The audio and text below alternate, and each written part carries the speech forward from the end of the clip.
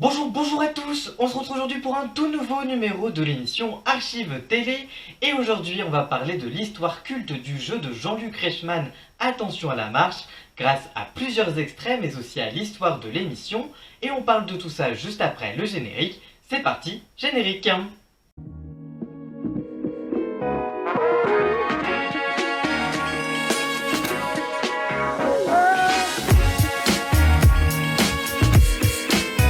L'histoire de l'émission démarre en 2001 puisque le jeu démarre le samedi 10 mars 2001 en version hebdomadaire tout d'abord, le week-end uniquement, jusqu'au 3 septembre 2001 où l'émission démarrera en quotidienne pendant près de 9 ans.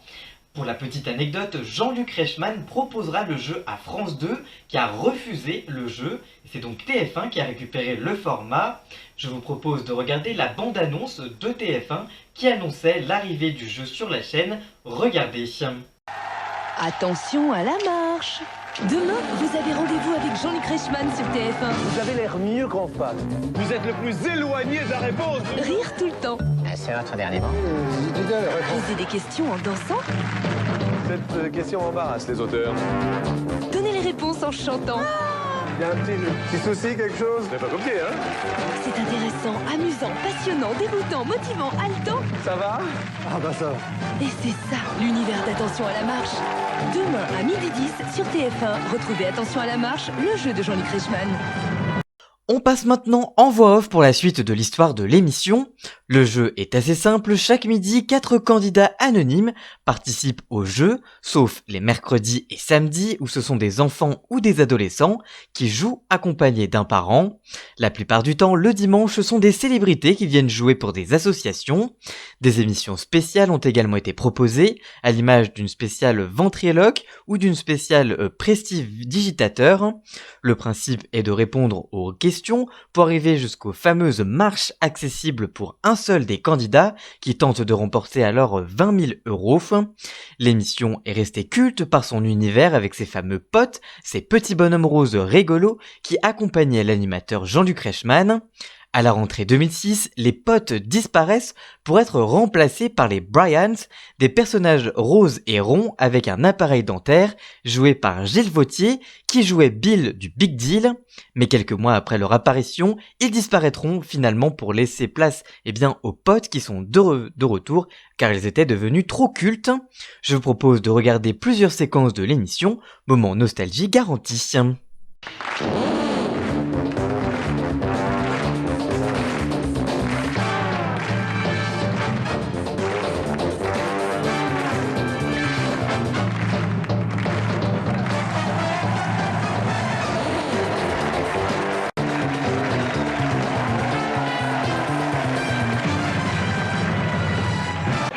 Quel est en grammes le poids moyen d'un sein d'une femme? C'est un tout-pile. Quel est le spécialiste, ami baryton? Michael Gonzalez. Michael Gonzalez. Michael. Allez. Vous êtes en tout-pile dans le sein. Vous en avez attendu combien? 200 grammes. Eh bien, c'est le tout-pile de ce premier week-end. Bravo à vous de ce samedi. Les villes d'où vous venez, Michael? Les Saint-Rémy, c'est dans la Lorraine. Les Saint-Rémy. Ah, les Saint-Rémy. Écoutez, c'est une bonne pioche pour vous. Mais c'était vous, en plus, d'ailleurs, qui était tombé dans les seins. Les 200 grammes. Les 200 grammes, finalement, ça vous colle à la peau. Faites attention. Voici vos potes, les seins... tout ça. Michael. Et Stéphanie, alors? L'île Maurice est avec nous, on vient de loin tout de même pour jouer avec nous. Et qu'est-ce que vous faites dans la vie? Je suis lycéenne. Lycéenne? En quelle classe? En terminale. Lycéenne en terminale, s'il vous plaît, messieurs, dames, tout de même. Merci Stéphanie, voici vos potes. Ce sont bien sûr les rapotes. Quant à vous, Valérie vient d'où? De la Somme, de Beauchamp dans la Somme. Beauchamp dans la Somme est avec nous, voici vos potes. Et apparemment, bien sûr, vous avez des amis qui sont dans la salle. Michael.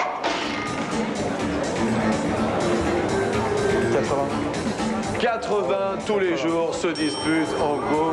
Non, c'est de l'entretien, ça. Donc c'est 80. Attention, c'est le premier jet qui est le bon, Michael. 80. Michael, on dirait que vous êtes un peu dans le maïs, là, hein? Ah bah.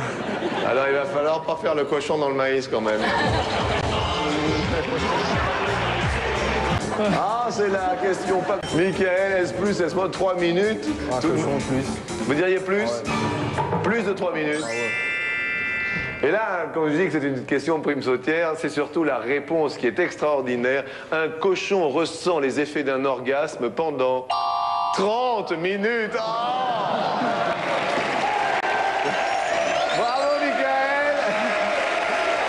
Car vous êtes à égalité. Où Michael répondra en premier. Quelle est-elle? La voici. Sur 100 propriétaires canins, combien laissent la radio allumée pour leur chien en partant?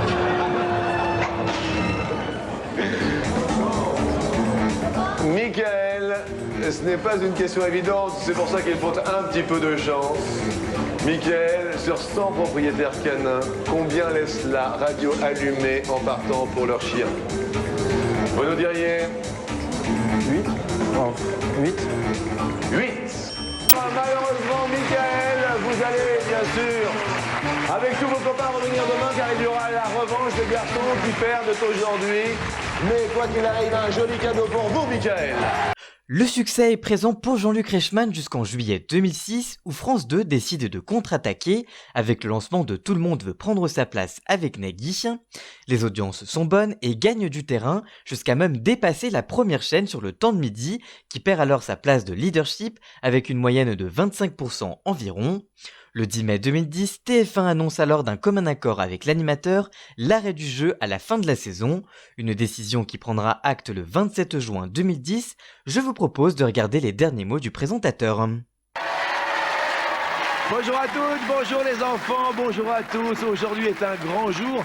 En ce dernier dimanche du mois de juin, je vous propose de regarder, de partager ensemble un florilège des meilleurs moments de ces 10 dernières années passées à vos côtés. Attention à la marche, attention, 40 minutes de pur bonheur.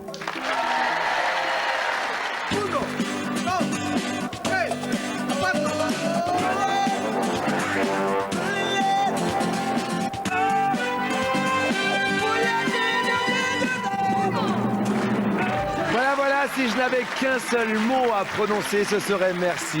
Merci à toutes les équipes, merci à vous qui m'avez accompagné tous les jours pour tous ces moments partagés, pour tout ce que vous m'avez apporté personnellement. Eh bien, je vous propose maintenant de partir ensemble dès demain midi pour une nouvelle aventure dans ce nouveau décor, lorsque retentiront les 12 coups de midi. À demain!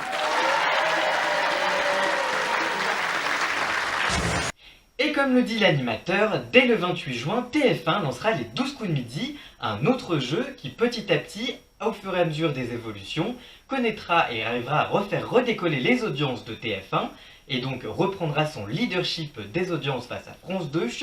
Mais c'est une autre histoire qu'on vous racontera peut-être dans cette émission, dans cette année. Voilà pour cette émission, j'espère qu'elle vous aura plu. Si c'est le cas, n'hésitez pas à la liker, la commenter, la partager et même à vous abonner. Et on se retrouve très vite pour une toute nouvelle vidéo. A très bientôt, ciao!